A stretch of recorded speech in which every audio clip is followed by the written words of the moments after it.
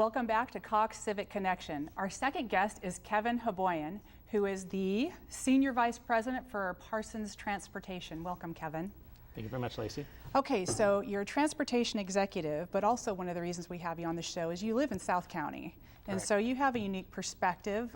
Wondering if you could share with us from your professional life and also your residency here in South County, what are some of the dynamics you see our transportation leaders facing in terms of decisions regarding transportation in Orange County?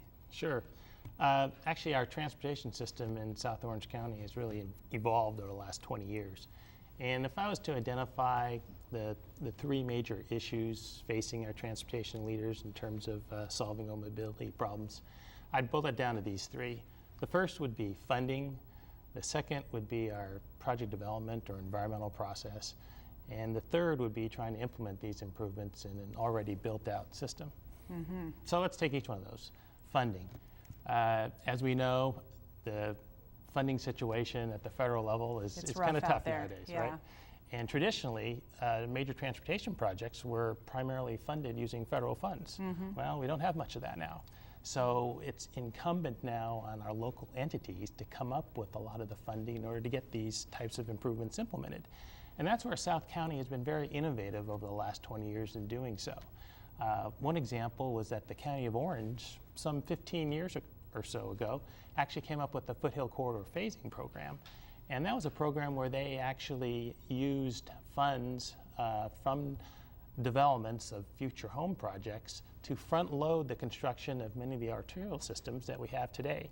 Antonio Parkway, extensions to Alicia, Portola Parkway, those were all constructed using the Foothill Corridor Transportation Improvement Program.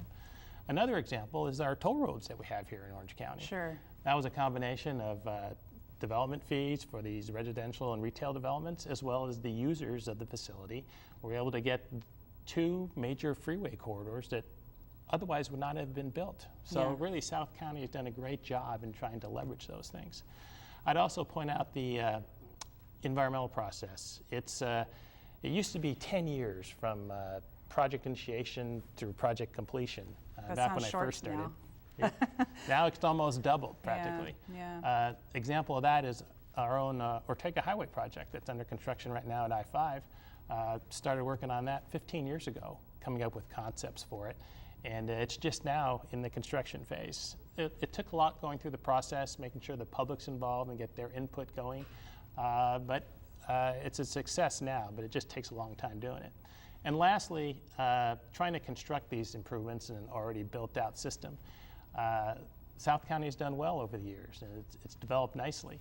The problem now is there's not much more space. So whenever you try to widen or make an improvement, you're affecting developments, homes, and it's challenging to do it. So you're trying to squeeze that in as little space as possible. Yeah.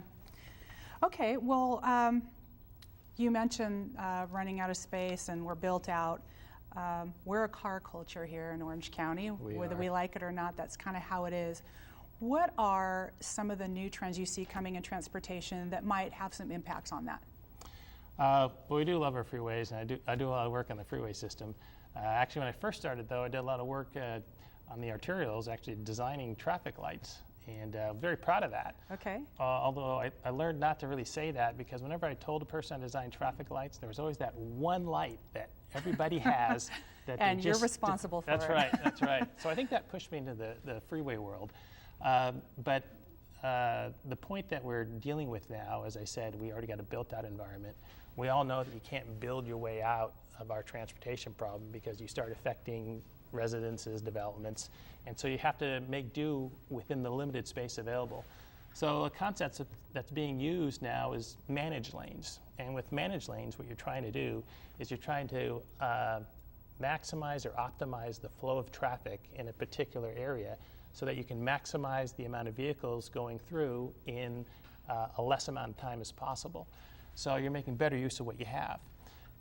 There's several examples of managed lanes. In fact, our own carpool lane system that started here 20 years ago is a type of managed lane, where you have people that are willing to carpool to use a lane, and their benefit is they'd get a travel time benefit compared to the people in the congested general purpose lanes.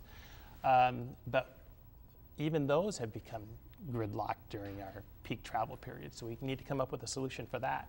So one solution that's being used in many areas, and to a limited extent here in Orange County, is the concept of express lanes, right, or high occupancy toll, where in that case you're allowing some single occupant vehicles to use the facility if they're willing to pay a fee. That way you can manage the lane to get the most throughput in a limited amount of time. Right, right. Okay, well, our time is being cut a little bit short here, so we have just about 30 seconds left. Can you give us a 30-second overview of what a P3, a public-private partnership, is? Quickly. Quickly, P3, public-private partnership. That's when you're using a private entity to form a contract with the public agency in order to deliver a public use product. So Okay. for instance, something that was traditionally done just by the Transportation Authority, now the private entity will take on the risk, whether it be technical, financial, and operate and maintain, in order to deliver that product. Right. And in many cases that can be done being funded by the users and not necessarily the taxpayer. Right. So it's a good tool for our local entities to utilize. I want to thank you for visiting with us today, Kevin. I appreciate your time.